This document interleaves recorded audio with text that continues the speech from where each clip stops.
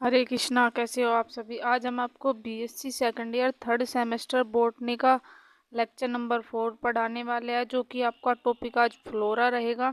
इससे previous video में मैंने आपको फेमस गार्डन्स के बारे में बताया था, जो कि बॉटनिकल गार्डन था। आपका पिछला टॉपिक वो लेक्चर नंबर 3 था। उसमें हमने आपको largest botanical garden, Indian botanical garden, Lal Bagh garden, royal of the botanical garden पढ़ाया था। आपका बहुत सारे लाल बाग, दार्जिलिंग, बहुत सारे बॉटनिकल गार्डन के बारे में बताया था। अगर आपने हमारी प्रीवियस वीडियो नहीं देखी है तो आप प्लीज़ चेक कर लीजिएगा। तो चलिए, वीडियो को स्टार्ट करने से पहले अगर आप हमारे चैनल पर नए हैं तो हमें लाइक कीजिए, सब्सक्राइब कीजिए और शेयर कीजिए, और कमेंट करके बताइए वीडियो कैसे बनाएं।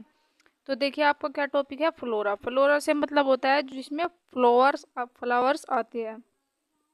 फ्लोरा से हमें प्लांट के बारे में पता चलता है और वह किस लोकेलिटी में पाया जाता है। यानी कि हमें प्लांट के बारे में पता चलता है कि कौन सा प्लांट है, उसकी लोकेलिटी के बारे में पता चलता है। तो सबसे पहले बात करेंगे, जो ये फ्लोरा शब्द है यह एक लैटिन शब्द है, शब्द से लिया गया है, जिसका रोमन में अर्थ है उर्वरता की देवी। यानी कि पहले के जो लोग थे वे इसकी पूजा पाठ किया करते थे और उसे उर्वरता की देवी माना जाता था। पौधों में फूलों की देवी कहा जाता था। इसे क्या बोला जाता था, इसे फूलों में देवी बोला जाता था, फूलों की देवी कहा जाता था। जो ये शब्द फ्लोरा है, ये सबसे पहले प्रयोग किया गया था जूलस थुरुमन ने। तो ये एक साइंटिस्ट थे जिनका नाम था जूलस थुरुमन, के द्वारा दिया गया था ये।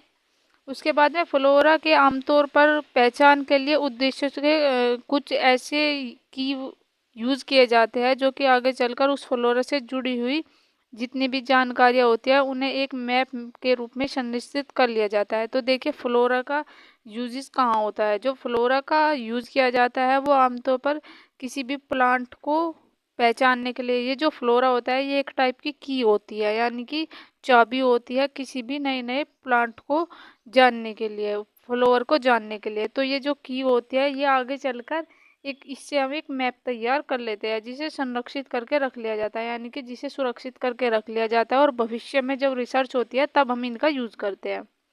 फ्लोरा से जुड़ी हुई जितने भी डाटा होते हैं उन्हें अच्छे अच्छे सिस्टमेटिक तरीके से अलग अलग टेक्सोनोमी लिटरेचर के रूप में रखते हैं। तो आपने रिसर्च पेपर अभी आपका थर्ड ईयर के लास्ट सेमेस्टर में आएगा, तो वहाँ आपको पता होगा कि लिटरेचर क्या होता है।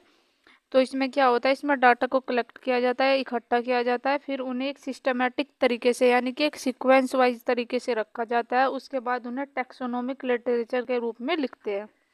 ये टेक्सोनोमिक लिटरेचर होते हैं, यह हमारे लिए यूज़फुल होते हैं। तो जो ये टेक्सोनोमिक लिटरेचर होते हैं यह हमारे लिए बहुत यूज़फुल होते हैं। आसानी से हम किसी प्लांट को आइडेंटिफाई कर सकते हैं। तो जो ये लिटरेचर होते हैं इनका यूज़ क्या होता है, हम किसी भी प्लांट स्पीसीज को बहुत जल्दी आइडेंटिफाई कर लेते हैं, यानी कि उनके बारे में हम पता लगा लेते हैं। जो अगली जो लाइन है वो है फ्लोरा के थ्रू जो टेक्सोनोमी, ये टेक्सोनोमिक लिटरेचर होता है ये हमारे लिए बहुत यूज़फुल होता है। और बहुत जो कोई नया हम मान लीजिए किसी नई जगह गए, हमने कोई प्लांट या स्पीसीज को देखा, तो हम उसे कैसे आइडेंटिफाई करेंगे। हम उसका कॉमन नेम जानते हैं, उसका साइंटिफिक नेम नहीं जानते। तो जो हमारा लिटरेचर होगा उसमें साइंटिफिक नेम लिखा होगा जिससे हम मैच करके इसके बारे में पता लगा लेंगे। फ्लोरा के थ्रू जो टेक्सोनोमिक होते हैं, भौगोलिक क्षेत्र से संबंधित जितने भी साहित्य है उन सभी का यूज करके अलग अलग भौगोलिक क्षेत्र में पाए जाने वाले प्लांट के बारे में आसानी से अध्ययन कर पाते हैं। तो हम क्या कर पाते हैं, हम इसके हेल्प से बहुत आसानी से अध्ययन कर पाते हैं। अब बात करते हैं क्लासिफिकेशन ऑफ फ्लोरा। जो फ्लोरा होता है उसे क्लासिफाई किया गया है। फ्लोरा में उनके पाए जाने वाले रीजन, फ्लोरा जो होता है उसमें पाए जाने वाले रीजन वह किस पीरियड में ग्रो कर रहे हैं या किस स्पेशल इन्वायरमेंट में ग्रो कर रहे हैं, उसके अकॉर्डिंग इन्हें क्लासिफाई किया गया है। तो देखिए, इन्हें क्लासिफाई कैसे किया गया है। इन्हें क्लासिफाई करने का जो सबसे खास स्पेशल तरीका है वो देखा जाएगा कि ये कौन से इन्वायरमेंट में ग्रो कर रहे हैं। तो देखिए, उसी के बेसिस पर इसे क्लासिफाई किया गया है।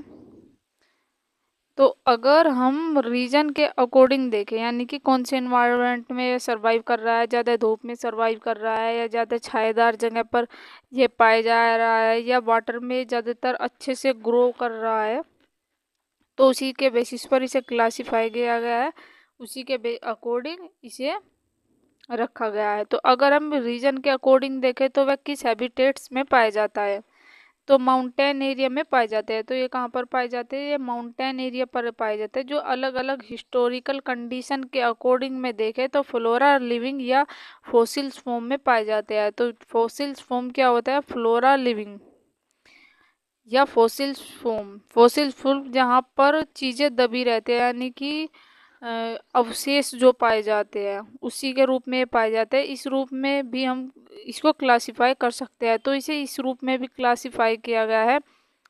अलग अलग करेक्टर के आधार पर फ्लोरा को ग्रुप में भी डिवाइड किया जाता है। तो इसे देखिए ग्रुप में भी डिवाइड किया जाता है। तो डिवाइड किया जाता है।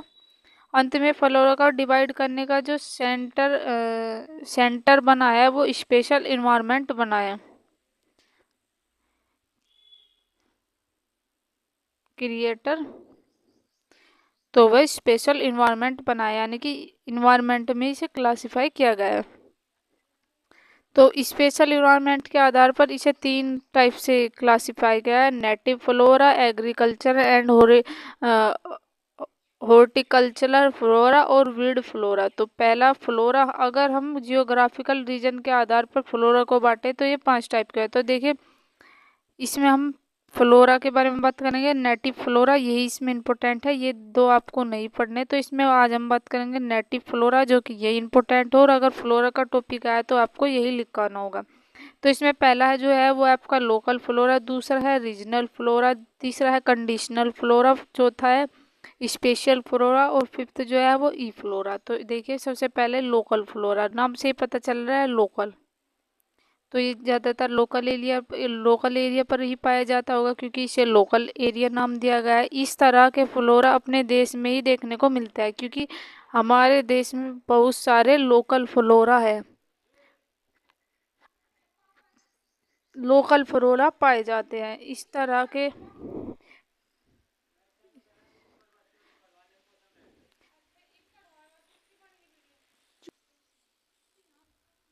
तो देखिए लोकल फ्लोरा इसका मतलब इंडिया में हमारे कई जगह पर पाए जाते हैं। इस तरह के जो फ्लोरा होते हैं अपने ही देश में देखने को मिलते हैं, जैसे कि कोई भी डिस्ट्रिक्ट होगा या स्टेट होगा वहाँ पर ये देखने को मिलते हैं। जो आपकी लोकेलिटी में फ्लोरा देखने को मिलता है उसे लोकल फ्लोरा कहा जाता है। तो कहाँ पर पाया जाता है, जो लोकेलिटी फ्लोरा में पाए जाते हैं उसे लोकल फ्लोरा कहा जाता है। और लोकल फ्लोरा जो होते हैं ये स्मॉल जियोग्राफिकल एरिया में देखने को मिलते हैं, यानी कि जो छोटा जियोग्राफिकल होता है वहाँ पर ये देखने को मिलते हैं, जैसे फ्लोरा ऑफ सर्वेक्स्ट्रा।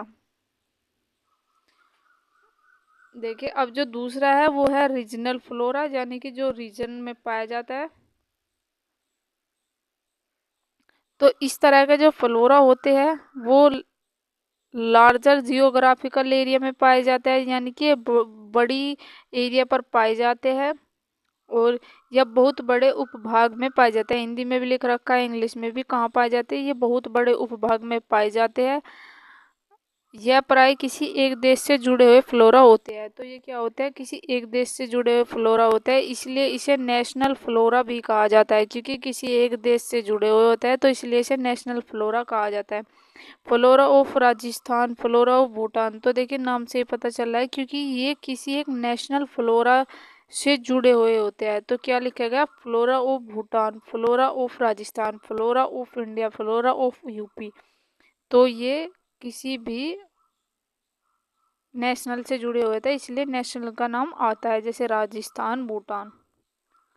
अब जो अगला जो पॉइंट है वो तीसरा है, जो कॉन्टिनेंटल फ्लोरा है। ऐसे फ्लोरा होते हैं जो कि महाद्वीप क्षेत्र में देखने को मिलते हैं, जैसे कि नाम से ही पता चल रहा है कॉन्टिनेंटल फ्लोरा, यानी ये कॉन्टिनेंटल क्षेत्र में पाए जाते हैं, जैसे फ्लोरा ऑफ ऑस्ट्रेलियस, ऑस्ट्रेलियन, जो कि ऑस्ट्रेलिया में पाए जाते हैं, पाए जाने वाले फ्लोरा है उनके बारे में बताता है। तो फ्लोरा ऑफ यूरोपियन, यूरोपिया, जो कि यूरोपियन क्षेत्र में पाए जाने वाले फ्लोरा है। स्पेशल फ्लोरा, इस तरह के जो फ्लोरा होता है वो पर्टिकुलर प्लांट ग्रुप के बारे में बताते हैं। तो ये क्या बताते हैं, एक पर्टिकुलर प्लांट होता है उसके ग्रुप के बारे में बताते हैं। द ऑर्किड्स ऑफ भूटान, इसमें जितने भी ऑर्किड्स है सिर्फ ऑर्किड्स की ही बात की जाती है। तो किन की बात की जाती है, इनमें ओनली ऑर्किड्स की ही बात की जाती है। अब जो लास्ट है, जो सबसे इम्पोर्टेंट है, ये 3 नंबर में देखने को मिल जाता है।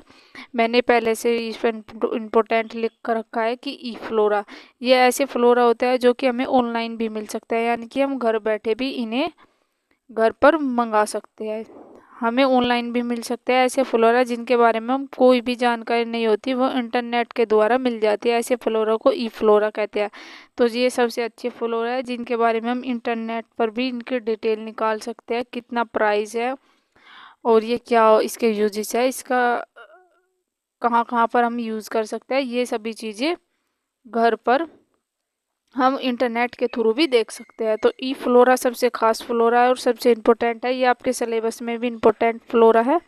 तो गाइज कैसा लगा हमारा आपको हमारा वीडियो, तो आप कमेंट करके बताइएगा। कुछ टाइम बाद मैं आपको लाइव क्लासेस देकर आपका सिलेबस कंप्लीट करा दूंगी। जिसे जिसे लाइव क्लासेस पढ़ना है मुझे कमेंट कीजिएगा और टाइम भी बताइएगा। वैसे मैं 6 बजे से सोच रही हूँ, कुछ स्टूडेंट 5 बजे से कह रहे हैं शाम के, लेकिन नहीं, 6 बजे ही ठीक रहेगा। तो थैंक यू गाइज, मिलते हैं किसी नए टॉपिक के साथ में। जब तक के लिए आप हमें लाइक कीजिए, सब्सक्राइब कीजिए और शेयर कीजिए और कमेंट करके बताइए वीडियो कैसा बना है। अगर आपको सिलेबस के नोट्स चाहिए तो आप टेलीग्राम पर जाकर एडवांस डिग्री सर्च कीजिएगा और हम आपको नोट्स प्रोवाइड कर देंगे। तो थैंक यू गाइज, मिलते हैं किसी नए टॉपिक के साथ में।